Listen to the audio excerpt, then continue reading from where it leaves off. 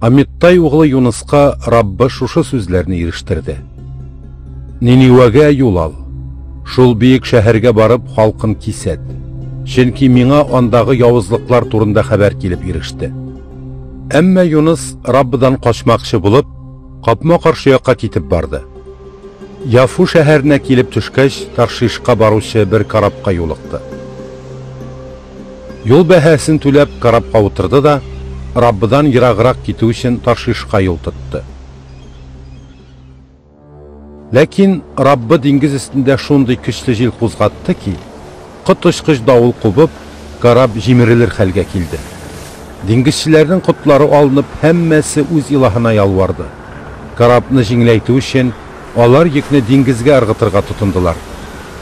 Юнус исә карап төбенә төшеп ятты да тирән йокыга талды.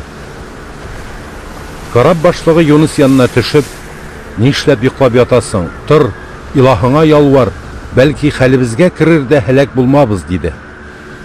Диңгезчеләр, "Әйдәгез, җирәбә салып билик, бу бәләгә кем аркасында тарыдык икән" диешә башладылар. Җирәбә салдылар, һәм ул Юнуска чыкты. Шуннан соң Юнуска "Сөйләп бир, бу бәлә кем аркасында башыбызга төште" диделәр. "Шөгылең нинди? Кайдан киләсең? Ватаның кайда? Кайсы халыктан буласың?" "Мин гибриләрдән", дип җавап бирде Юнус. "Диңгезне һәм җирне яраткан күк Алласына, Раббыга табынамын." Диңгезчеләргә ул Раббыдан качуын да әйтте. Диңгезчеләр бик нык куркуга төштеләр һәм Юнустан "Ни өчен шулай эшләдең?" дип сорадылар. Диңгез тагы да катырак ярсыганга күрә, Юнустан алар "Диңгез тынсын өчен сине нәрсә эшләтик?" дип сорадылар. Юнус "Тотыгыз да диңгезгә атыгыз мине" дип җавап бирде. Шул вакыт диңгез тынар. "Мин беләмен, бу коточкыч давылга сез минем аркада эләктегез."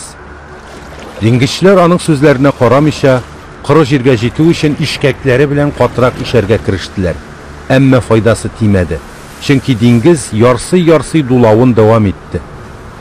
Раббыга мөрәҗәгать итеп, "Я Раббы, ялварып сорыйбыз", диде алар. "Шушы адәмнең җаны өчен һәлак булмасак иде.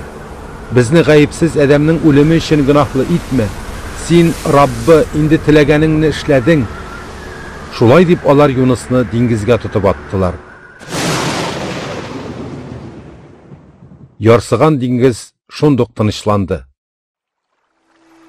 Бу хәлдән соң диңгезчеләр Раббыдан куркып, аңа корбан китерделәр һәм нәзерләрен әйттеләр.